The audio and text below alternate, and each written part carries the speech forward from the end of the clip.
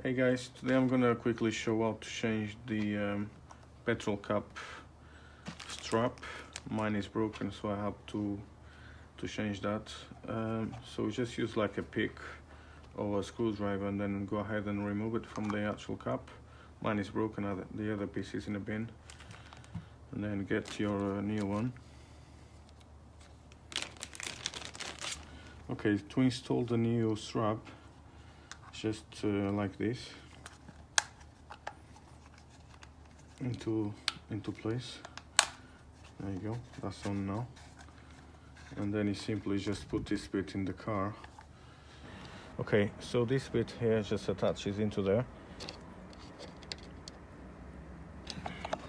Okay guys, to install this one, it was very tight, so I had to open the hole on the strap with a screwdriver and then just work my way in.